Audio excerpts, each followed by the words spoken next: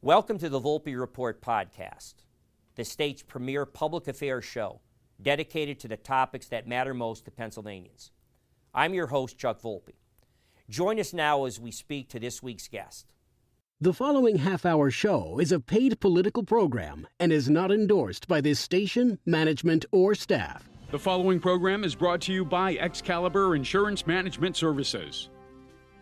We welcome to this week's show attorney Jason Ritchie of Pittsburgh, who is currently the Republican-endorsed candidate for Lieutenant Governor of the Commonwealth of Pennsylvania. His intention being to run with Stacey Garrity as her running mate. Of course, Stacey has been on the show a number of times. She is the Republican-endorsed candidate for governor of Pennsylvania. So Jason's goal is to run as her running mate as lieutenant governor. His political credentials don't stop there, though. As of last year, he was elected chairman of the Republican Party of Allegheny County, a very important role in the statewide scheme of things for Republicans. His background is such that he grew up in Aliquippa, Pennsylvania, which is part of Beaver County on the Ohio border, and attended Hopewell Area High School, where he played football and wrestled. Jason then went on to attend Allegheny College, where he graduated magna cum laude, which earned him Phi Beta Kappa honors. Additionally, while at Allegheny College, Jason became a three-time NCAA Academic All-American wrestler and finished his collegiate wrestling career as only the third wrestler in the Allegheny College history with 100 wins. After college, Jason worked his way through law school, in part as a union worker at an Aliquippa steel mill. At the same time, as I said, he was attending law school at Ohio State University College of Law, where he went on to graduate with his Juris Doctorate degree, passed the bar exam, and returned home to Pittsburgh to practice law. For the past 3 decades, Jason has built a successful legal practice and gained a reputation as one of the toughest litigators in the country. He has represented large and small manufacturing, construction, and energy companies throughout the world, as well as representing the highest profile professional wrestling organization. Ritchie has also represented companies to uncover government corruption and procurement irregularities at state and local government levels throughout the country. Ritchie has also dedicated his time to giving back to his community. He founded the Quaker Valley Wrestling Association for the good of the children there, as well as benefiting the school district and the community. Purpose being to bring competitive community wrestling programs available to all kids, including girls, to fruition. Jason and his wife Melissa reside in Sewickley, which is part of Allegheny County. They are the proud parents of 3 sons, Justin, Logan, and Marcus.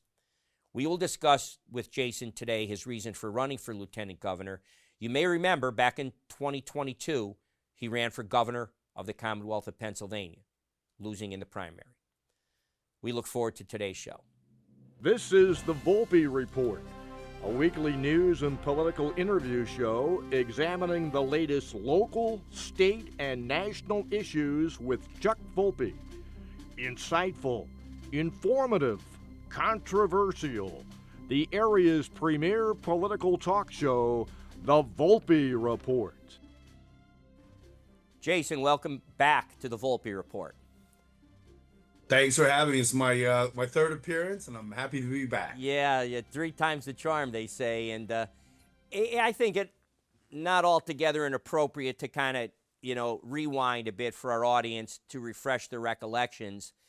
My first interaction with you was actually right in this studio I sit at, except that chair is empty. You were in studio to do a show. The year was 2022, as I recall. Actually, it might have been 2021 because the race was in 2022.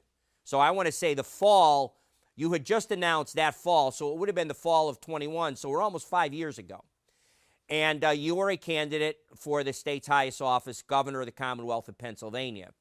And as fate would have it, you didn't make it all the way to the wire. Josh Shapiro beats a very bad candidate for the Republicans. Senator Mastriano may be a good guy personally. Policy-wise, I said he's right of Attila the Hun. He was not electable. And, of course, we got annihilated. I think he lost by almost like 1.8 million votes. So in hindsight, I was right. The wrong guy was actually finally made it to run for governor. Now, having said that, just again, I think it's helpful to put some perspective on you and what you currently are doing. And our relationship is, after a little time that we had kind of lost track, I had heard from some of my friends, because you remember I have like a dual citizenship. I'm born and raised in Love Scranton, Pennsylvania, in the area. I actually live about 12 miles north in Clark Summit now. But having said that, those are my roots, and I'm not casting any aspersion there. But my second home, and maybe first love, has always been Pittsburgh. And when I had heard that you had become the Republican County Chairman of Allegheny, I had said to people out there and around here that there's now a very, to me, formidable presence that's going to take that organization and move it into being a competitive factor. I know you're outgunned 2-1 in Allegheny County registration-wise, maybe even more. But I said they're going to be a burr in the salad of Democrats.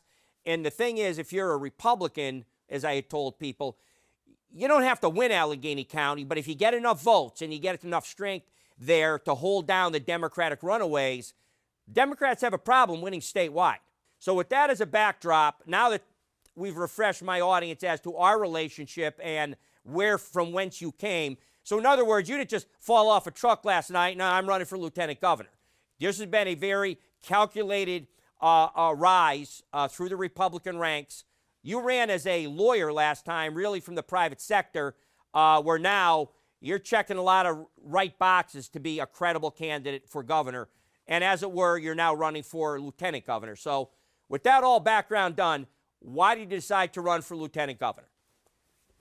Well, this was not, Chuck, a position that I wanted. It wasn't anything I was looking for. This was not on my bingo card whatsoever. However, much like how I became chair of the Allegheny County Republican Party, the party came to me and asked me to run for the position. I did, and I won the election. And we have been expanding the Republican presence in the county by a lot over the last 2 years. And so anyway, I was literally on vacation, and I looked at my phone one day, and it was the Philadelphia Inquirer, which, I deal with the media all the time, but it's usually Pittsburgh. And I answered the phone. They said, "Congratulations, you're on the short list." And I said, "The short list for what?" And she's like, "Lieutenant governor." And then next thing you know, Stacey Garrity called me and asked me to do this. Then Senator McCormick called me and said, "You got to do this. This is one of the most important elections in Pennsylvania history." And so when I kind of evaluated the fact that this is the first time since I've been in college that the Democrats could take full control of the government, as well as if we could get one House seat and the governor's seat, we can take full control and really turn around the state. Because all the reasons I ran for governor still exist, right? That Pennsylvania is ranked 41st out of 50 by U.S. News and World Report in overall performance. We're top 5 in people fleeing the state. We are one of the most taxed states in the entire country. And our 8th graders right now, 7 out of 10 are not proficient in reading or math. So we're failing in every way you could fail. And it's a direct result of the malpractice that Josh Shapiro and his predecessor, Tom Wolf, have had. And Pennsylvania's endured 12 years of this. And so just like with the party, I was asked to step up, and I'm stepping up. Wow. Well, you will be, as I've said, a nightmare for them. I've gotten to know you. You have, as a lawyer yourself, when I was an old trial lawyer, you could tell the good ones. And that's why I had said to you at that time, this is back in 21 when you were going to run for governor, that you would be a nightmare for Josh Shapiro. You will be a nightmare for the Democrats. But since that time, as you've kind of alluded to, you've added some important cogs in your resume now, that you're now chairman of the Republican Party. Even though you're in the minority there, obviously, you're still one of the biggest Republican votes of any county in Pennsylvania. And that's my point. You could lose a countywide election there, but the vote totals you're producing now are a problem for Democrats. Because if you grab 5 to 7 more percent to 10% in that range, more Republican votes out of Allegheny County than you've been used to, that means Dave McCormick wins by 14,000 votes. That's all it was. Yeah, there's no question. I mean, as a lawyer, I work for one of the largest law firms in the world, and I lead teams, and we practice on every continent. I've done work in Asia, South America, throughout the United States. I lead teams on energy, infrastructure, construction disputes. I also lead teams in government procurement, finding corruption and fraud when state governments issue contracts. So I have that background of leadership. And now, as the chair of the Republican Party of Allegheny County, we have the most Republicans in the entire state, 275,000. And Allegheny County itself is the size of Maine, with about a population of 1.2, 1.3 million. So I lead 95 committees that are under me, and that was after I consolidate them. And Allegheny County is critical in that if you don't win 40% of the vote there, to your point, you can't win statewide. And if we can't win statewide, then it's very difficult to win the presidency. So I'm constantly telling my people, I know we lose a lot. I know we work hard, and sometimes you don't get the gratification of winning that state house race or winning that county council race. But look in the mirror. We are the most important group. We need to keep fighting. And I think we're as prepared as we've ever been for this upcoming midterm. Well said, Jason. So you talked about some things, so let's get back to those things. I also interviewed Stacey Garrity probably about a month and a half ago, right after the governor's budget address. I thought that was a good time. I also had the benefit of my good friend Joe Pittman, the Senate Majority Leader, also coming on the show a week after that. To say that he obliterated the governor's budget would be an understatement. But Stacey also raised some of the issues you raised. I mean, something like 39th in education, 37th in economic development, 41st, to your point, overall performance. Abysmal. She didn't mention what you did, that were in the top 5 of people leaving our state. And I know about your energy background and your infrastructure background, and these are some of the building blocks. But Josh and the Democrats in Pennsylvania flat out have been enthralled to the Green New Deal, to some of the more radical elements of the party. He basically lied twice when he ran in 22.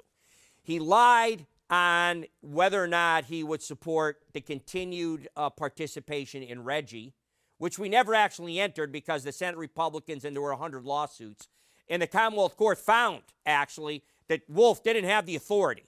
That was a tax and spend item effectively. It was effectively a tax, Reggie, against Pennsylvania citizens for energy costs, which means the governor cannot unilaterally, that's the purview of the legislature, the Commonwealth Court ruled. So it really wasn't that brave of Josh, because the Commonwealth Court already said it was unconstitutional. But nonetheless, he said, I will not keep us in Reggie. I'm going to unlock our energy. Lie number 1. Now we get to lie number 2. He would support school choice. Lie number 2.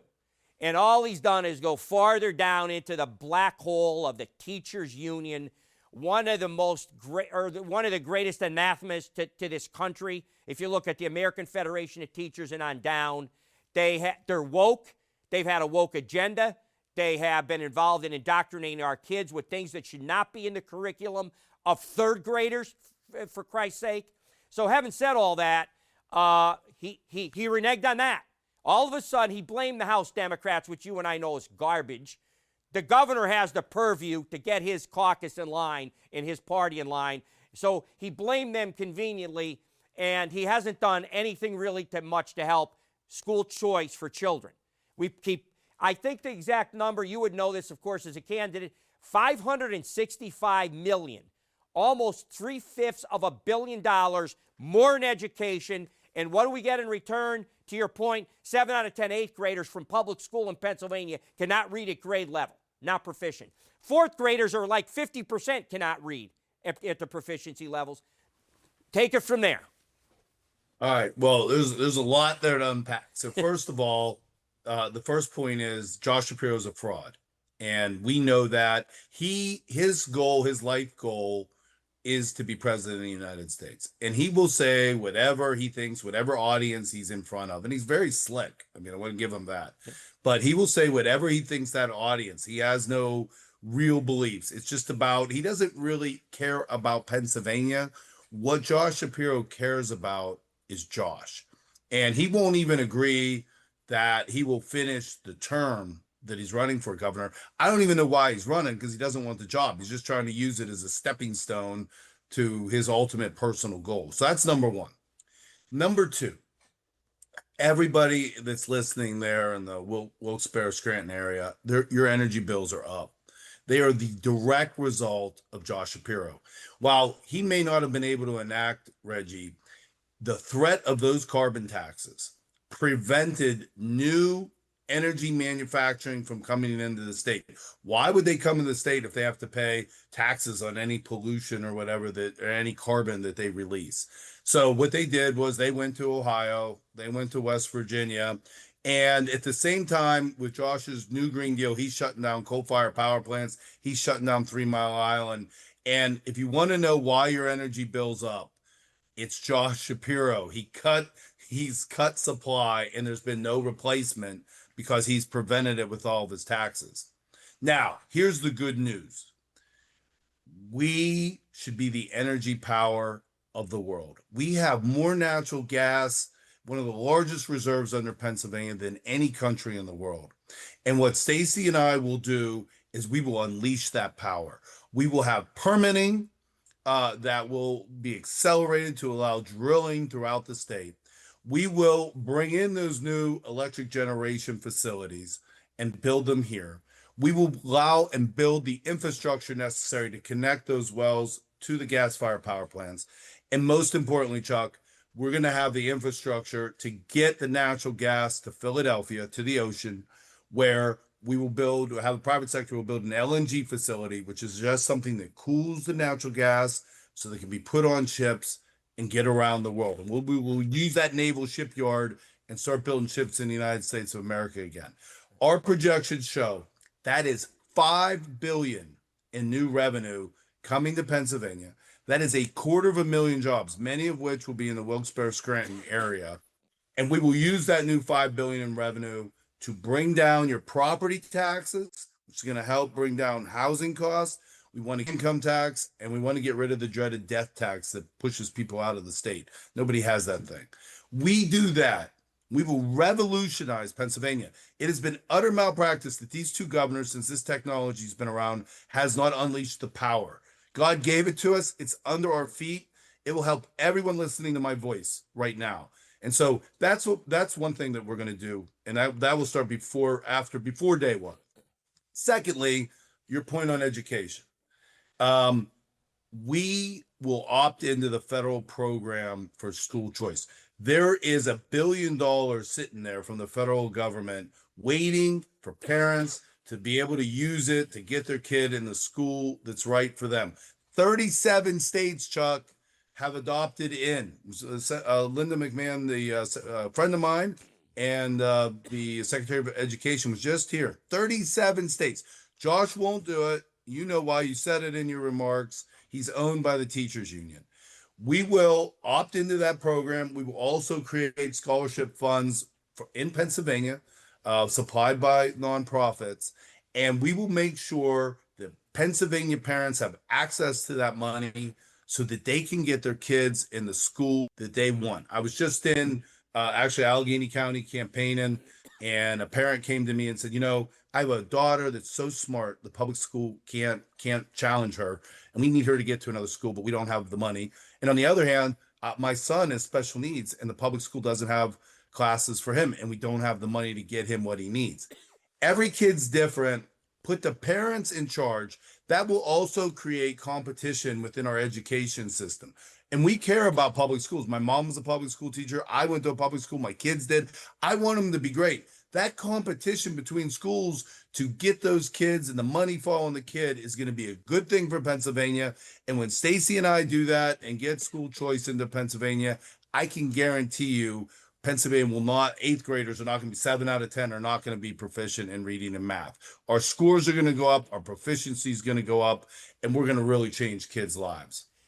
Well, Jason, that was a pretty comprehensive answer. And right now, I think is the appropriate time to take a quick break. So we'll come back right after these messages. Stay with us. There are more places you can see the Volpe Report. Watch every Sunday morning at 10:30 on Fox 56 or watch on YouTube at the Volpe Report. More ways to watch. Still the same premier political talk show dedicated to the topics that matter most to Pennsylvanians. Jason, welcome back. We took a short break. One of the things I did want to get into, and we kind of talked around the budget on some items that we picked out, specifically education. Let's talk about it in a more serious way now. I may have mentioned, I don't know if I did on the air or off the air, but both Stacey Garrity, the treasurer, and now candidate for governor, Republican candidate, and Majority Leader of the Senate, Joe Pittman, have come on the show after the governor's budget address in February. He has raised the budget about $5.3 billion. If somewhere, I've heard a couple different numbers, but that's in the ballpark. It's about like a 7 or 8% increase over last year, which is a lot in 1 year. And here's how he claims to pay for that gaping hole we have to make up for the revenue. He wants to legalize marijuana. There's these games of chance that he wants to now legalize and then tax the revenue on those things. And then he's talking about there'll be economic development. That'll get us part of the way home, too. And that's how he's going to plug this hole. But the reality of how he's going to plug this hole is that all those things sound good, and if you're not really paying attention, it sounds like, oh, maybe that revenue will add up to $5 billion. No. All the things I mentioned only add up to 1.7 or 1.8 million, which begs the question, where are you getting the other $4.6 billion from? Well, here's where. The Rainy Day Fund. He's tapped into it before. He's going to tap into it again.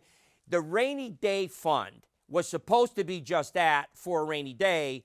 You can't use it for 1 year to plug a hole in your budget based on fantasy revenue sources that are never going to materialize. So your take on that? Yeah, it's completely irresponsible budget. As you noted, $5-6 billion over what we even bring in revenue is a huge increase, right? And there was a huge increase last time as well. And there's all these phantom taxes that'll never come to fruition. And then we're going to get rid of the rainy day fund that's supposed to be for a rainy day. What the Democrats, and I want your listeners to absolutely understand that. This election is going to be the Super Bowl of elections. If you can't get fired up for this, if we lose those 2 Senate spots and the Democrats take full control, you are going to get what you're really going to get to fill that gap is new taxes when we're already one of the most taxed states. You're going to get their bill that they passed in December, abortion on demand. You're going to get when Republicans pass no men and girls sports, Josh Shapiro called our senators extremists, if you can imagine. And you're going to get things like Josh Shapiro filed a lawsuit to make sure kids under the age of 18 get health care so that they can transition their genders, hormonal therapy, mutilation. This guy, okay, he's going to use Pennsylvania as his platform to show how liberal he can be for his presidential run. And if people in Pennsylvania, Republicans, conservatives, Democratic conservatives, independents, don't think that that can't happen, I suggest they look at Virginia, because conservative voters fell asleep. The far left took over Virginia, tons of new taxes, tons of liberal policies, and that's going to be on steroids here in Pennsylvania. We have the voters, Chuck. The last time when Corbett won the governorship, there were a million more Democrats than Republicans. As we sit here today, the difference is 45,000. Okay, and Stacey Garrity's the top vote getter in Pennsylvania history. So I know we can win, but people have to understand whether it's losing the rainy day fund, more new taxes coming your way, or these ultra liberal policies. People got to get out and vote, and they've got to get excited about this race. And again, that's when we started this interview. That's what was compelling to me to get in. I understand how much is on the line now. And so I'm going to do everything I can in my power to help Stacey win this thing. Well, you just, I think, made a wonderful comparison there when you mentioned Virginia and Abigail Spanberger. Because I could see very scary similarities with Josh. She held herself out to be a moderate centrist, as he is doing, and as he has done, and as he continues to do. I heard him on Bill Maher. I heard him on a couple of the various talk shows. And it doesn't sound like the same guy is the one I know in Pennsylvania, a former state rep, a former county commissioner in Montgomery County, a former attorney general. He used to come to my party in New York on the elbow of former Governor Ed Rendell when he was governor of Pennsylvania. So I know him well from the time, I'm going back 30 years. At any rate, he is not who he says, who he's claiming to be. And the scary point of what you just said, look at the radicalism of what Abigail Spanberger has done in Virginia already. She came in like a wolf in sheep's clothing. Centrist, moderate, responsible, not a crazy, radical left Marxist Democrat, and she's enacting Marxist policies, one bill after another. She just signed a bill, Jason, to effectively take away the Electoral College and have their votes be pledged to whoever wins the national race. In other words, she's disenfranchised the tens of millions of Virginia voters. Gone. Their vote won't count. So that's so they can win elections, even if they lose overwhelmingly in the Electoral College. So that's who he is. Absolutely. I mean, Josh Shapiro, he spends $5 million of your taxpayer dollars, Pennsylvania taxpayer dollars, on his public relations campaign. He has 21 people working every day to make him look like he is somebody that he is not. And just like with, as you said, with the Virginia governor, he pretends to be a moderate, but he is a far left liberal, extreme liberal. And he even went down and endorsed her, right? Yeah. So, they are the same peas in the pod. She played the same scheme on those people that he's putting on the people of Pennsylvania. And people of Pennsylvania, what has this guy accomplished, right? In 3 years, he's been governor for 3 years. There's not one substantive piece of legislation that he's passed. He has done nothing to advance us in any way, and he doesn't even want the job. I don't understand how anyone could think that re-electing Josh Shapiro is in the people of Pennsylvania's best interest. You would think not. Jason, regrettably, we have blown through our half hour. And I want to thank you for your time. This show will air this coming Sunday. Yeah, well, thanks for having me. And I would really ask for everyone's vote on May 19th. I do have a primary, and I'm going to be the second name on the list. I lost the coin toss, so I'm the second name on the list. But endorsed by the party, endorsed by Senator McCormick, Stacey Garrity, and really appreciate everyone's support. And they will know that I will work my butt off to bring home a victory. There will be nothing left in the tank when I'm done. Happy to do it, Jason. Godspeed on your campaign and in the fall. I'm sure you'll be on again in the fall when you win. Yeah, thank you, Chuck. Really appreciate it. Thanks. Bye.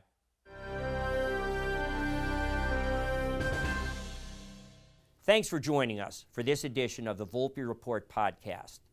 Be sure to visit our YouTube and Facebook pages for upcoming episodes. You can catch up on the Volpe Report podcast on your favorite podcast provider.